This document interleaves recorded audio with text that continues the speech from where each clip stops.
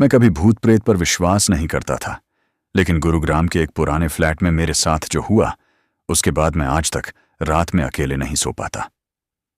ये बात 2023 की है। मेरा नाम अमन है। मुझे गुड़गांव में एक आईटी कंपनी में नाइट शिफ्ट की नौकरी मिली थी। ऑफिस घर से बहुत दूर था, इसलिए मैंने ऑफिस के पास ही एक सस्ता फ्लैट किराए पर ले लिया। उस बिल्डिंग का नाम था शिव रेजिडेंसी। बिल्डिंग काफी पुरानी थी, दीवारों का पेंट उतर चुका था और लिफ्ट हर समय अजीब आवाज करती रहती थी। मुझे चौथी मंजिल पर फ्लैट नंबर 407 मिला। उस फ्लैट का किराया बाकी फ्लैट्स से बहुत कम था, इतना कम कि मुझे तभी समझ जाना चाहिए था कि कुछ गड़बड़ है। पहली रात सब सामान्य था। मैं बहुत थका हुआ था, खाना खाकर सीधे सो गया। लेकिन ठीक रात के 3:07 पर थक थक थक दरवाजे पर किसी ने दस्तक दी। मैं नींद में था, मुझे लगा शायद कोई पड़ोसी होगा। मैंने दरवाजा खोला, लेकिन बाहर कोई नहीं था, सिर्फ लंबा अंधेरा कॉरिडोर और टिमटिमाती हुई लाइट।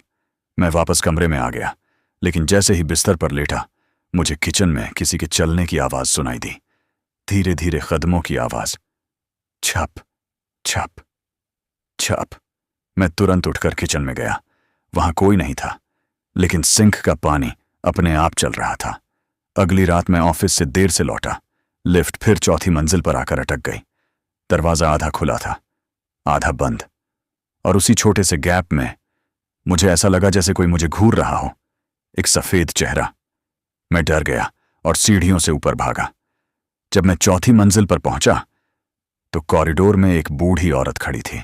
उसने मुझे देखा और धीरे से कहा, 407 में ज्यादा दिन मत रहना बेटा। मैंने पूछा, क्यों? लेकिन वो बिना कुछ बोले चली गई। उस रात मैं कमरे में बैठा गेम खेल रहा था। समय था रात के 2:56। तभी मेरे बेडरूम के बाहर किसी के चलने की आवाज आने लगी। धीरे धीरे कदम, फिर अचानक आवाज बंद हो गई और तभी मेरे कमरे के दरवाजे के नीचे किसी की परछाई दिखाई देने लगी। कोई बाहर खड़ा था।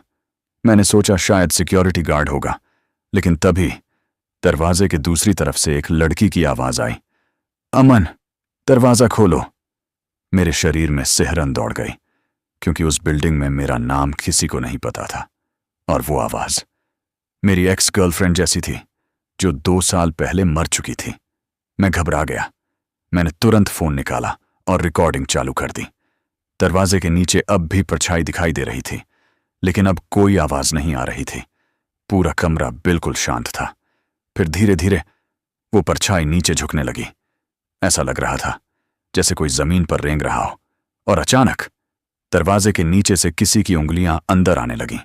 लंबी, पतली, काली उंगलियां। मैं डर के मारे चिल्लाया और बालकनी की तरफ भागा। उसी समय पूरे फ्लैट की लाइट चली गई। अगली सुबह मैं सीधे बिल्डिंग के गार्ड के पास गया। मैंने उसे सारी बात बताई। गार्ड कुछ देर चुप रहा, फिर बोला, 407 में पहले एक लड़का और लड़की रहते थे। एक रात लड़की ने आत्महत्या कर ली थी और उसका बॉयफ्रेंड उसी दिन से गायब है। तब से जो भी उस फ्लैट में रहता है, उसे रात 3 बजे के बाद अजीब चीजें दिखाई देती हैं। मैंने उसी दिन वो फ्लैट छोड़ दिया। लेकिन कहानी यहीं खत्म नहीं हुई। 2 हफ्ते बाद, जब मैं नए घर में शिफ्ट हो चुका था, मैंने उस रात की रिकॉर्डिंग दोबारा देखी। वीडियो में दरवाजे के नीचे परछाई तो थी ही, लेकिन आखिरी 2 सेकंड में कैमरे के पीछे लगे शीशे में एक लड़की खड़ी दिखाई दी। वो सीधे कैमरे की तरफ देख रही थी और उसका चेहरा पूरा काला था। आज भी वो वीडियो मेरे फोन में सेव है, लेकिन मैंने उसे दोबारा कभी देखने की हिम्मत नहीं की।